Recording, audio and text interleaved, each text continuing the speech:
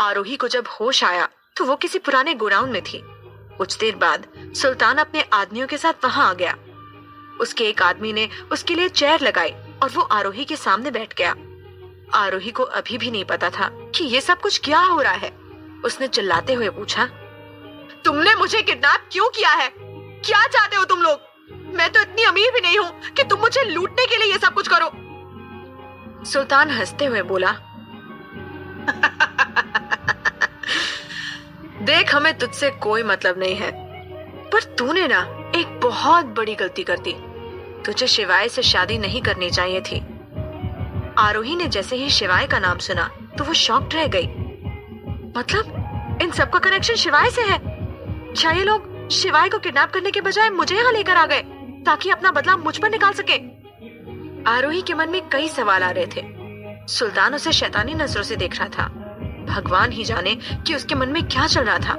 पर आरोही ने बहुत हिम्मत करके कहा, मुझे नहीं पता कि तुम लोगों को शिवाय से क्या चाहिए, पर यकीन मानो मैंने कुछ नहीं किया। अगर तुम लोगों को शिवाय से प्रॉब्लम है तो इन सब में मुझे क्यों घसीट रहे हो? आरोही का जवाब सुनकर वो सब हंसने लगे। सुल्तान सीरियस होते हुए बोला, नहीं, मुझे तो शिवाय से कोई प्रॉब्लम नहीं है। मैं तो उसे पर्सनली जानता भी नहीं हूँ। पर वो क्या है ना कि तूने बीच में आकर बहुत बड़ी गड़बड़ कर दी। तू एक परफेक्ट लव स्टोरी में कबाब में हड्डी बन गई। तू उन दोनों के बीच में आ गई है जो एक दूसरे के लिए बने हैं। तो हमारी प्रॉब्लम उस शिवाय से नहीं बल्कि तुझसे है। आरोही ये सुनकर डर गई। भला इन सब में उसकी क्या गलती? वो इतनी भारी कीमत क्यों चुका रही है? उसने रोते हुए कहा, आप लोग मुझसे क्या चाहते हो? मेरा यकीन मानिए, मैं किसी के बीच नहीं आई। मुझे कुछ नहीं पता, मैंने कुछ नहीं किया। ये बोलते बोलते वो रोने लग गई, ये सोचकर कि उसके आंसुओं से सुल्तान पिघल जाएगा। पर सुल्तान को इन सब से कोई फर्क नहीं पड़ रहा था, बल्कि उसने तो बड़ी बेरहमी से आरोही का गला पकड़ लिया। गलती तो तेरी है और इसकी कीमत भी तुझे ही चुकानी पड़ेगी। तुझे इस दुनिया से गायब होना होगा। हम तुझे तेरे मरे हुए बाप के पास पहुंचा देंगे ताकि वो लव स्टोरी पूरी हो सके जो तेरी वजह से अधूरी रह गई। बिल्कुल परफेक्ट लव स्टोरी। आरोही उसकी आंखों में खुद के लिए नफरत देख सकती थी। उसे अभी भी ये नहीं पता चला कि सुल्तान किस लव स्टोरी की बात कर रहा है। उसके पास इस वक्त सुल्तान के सामने मदद की भीख मांगने के अलावा कोई ऑप्शन नहीं था।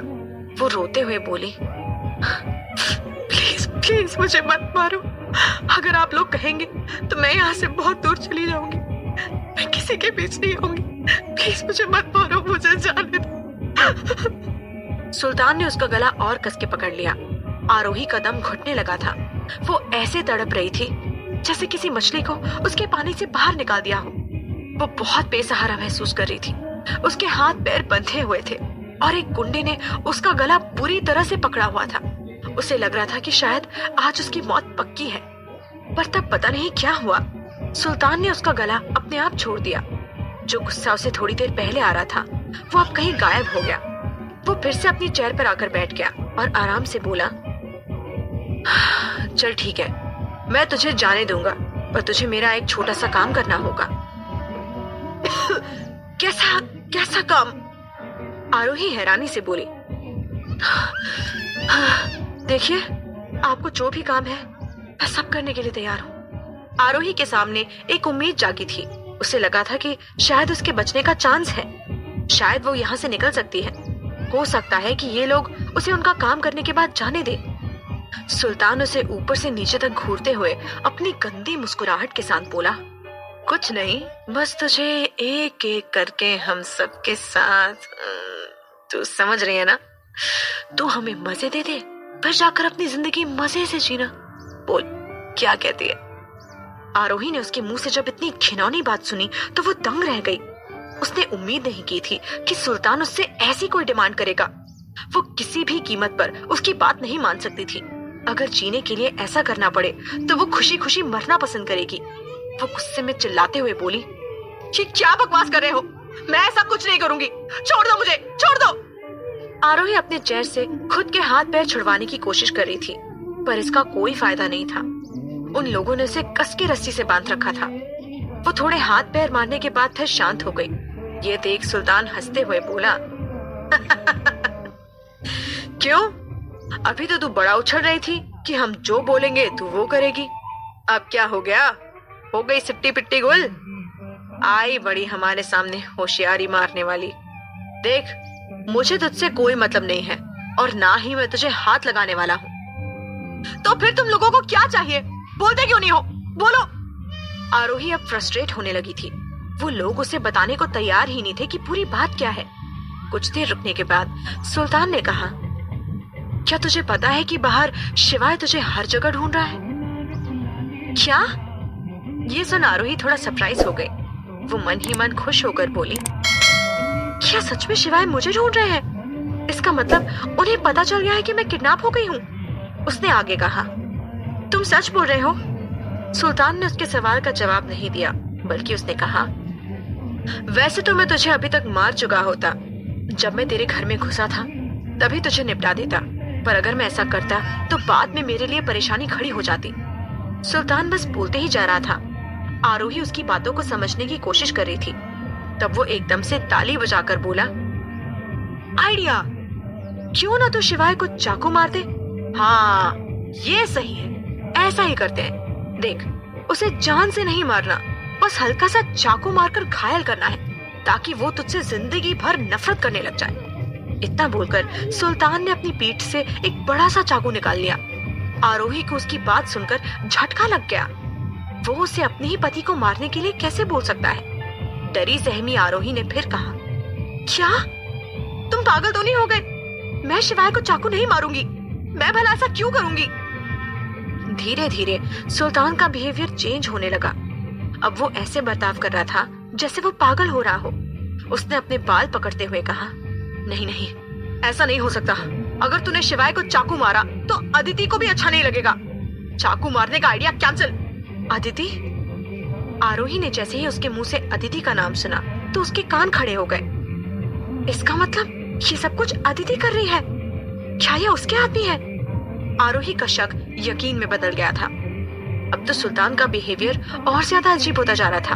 वो अपनी चेयर से खड़ा हुआ और फिर एक बार आरोही के करीब आया। उसने उसकी चेयर को जोर से हिलाते हुए कहा, मैंने तुझे 3 साल पहले जाने दिया था, तो तू अब वापस क्यों आई? क्या 3 साल छुप के रहना तुझे रास नहीं आया? किसने कहा था तुझे अपनी बिल से बाहर आने को? सुल्तान एकदम पागलों जैसा बर्ताव कर रहा था। वो इधर उधर घूमने लगा, चीजों को लात मारने लगा। ये सब कुछ वो गुस्से में कर रहा था या फिर सच में उसका दिमाग खराब था? ये बात अभी भी कुछ क्लियर नहीं हुई थी। आरोही उसकी बातें सुनकर खुद से बोली, ये सब क्या हो रहा है? इसे 3 साल पहले वाली बात कैसे पता? ये कौन है? कहीं इन सब का कनेक्शन उस बिल्डिंग में लगी आग से तो नहीं? मुझे कुछ समझ नहीं आ रहा कि ये लोग मुझसे क्या चाहते हैं और मैं अदिति से कैसे रिलेटेड हूँ। मैं तो उसे जानती तक नहीं हूँ। उसने एक एक कर सब चीजों को कनेक्ट करना शुरू किया। हो सकता है कि 3 साल पहले लगी आग में मैंने अदिति को बचाया हो, या हो सकता है कि मेरी वजह से जाने अनजाने में अदिति को चोट पहुंची हो। शायद इन सब का कनेक्शन शिवाय के साथ भी है, इसलिए शिवाय ने वो 3 साल पहले वाला पेपर संभाल के रखा है।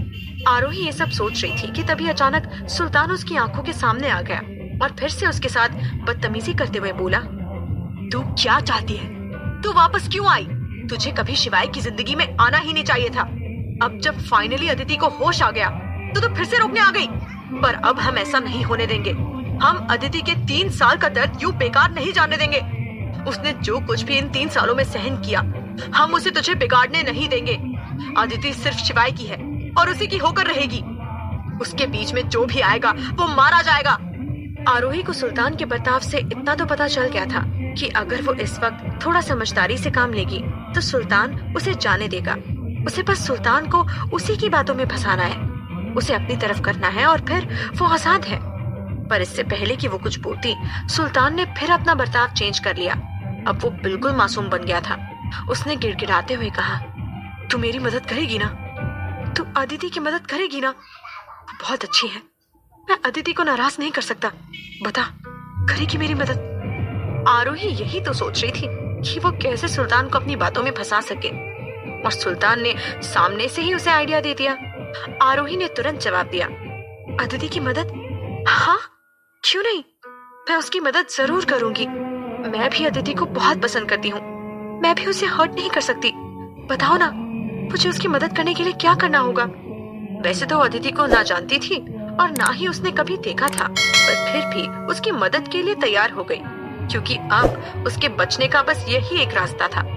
बस एक बार वो वहाँ से निकल जाए, उसके बाद तो वो खुद सब चीजें ठीक कर देगी। सुल्तान की उम्मीद भी फिर से जाग उठी। उसे लगा कि शायद आरोही अदिति की मदद करेगी। हो सकता है कि उसकी वजह से उन लोगों का वो काम पूरा हो जाए जो वो 3 साल में नहीं कर पाए। आखिर सुल्तान आरोही की मदद क्यों चाहता था और इस अदिति का राज क्या था? वो शिवाय से कैसे कनेक्टेड थी? क्या नया मोड़ लेगी अब ये कहानी?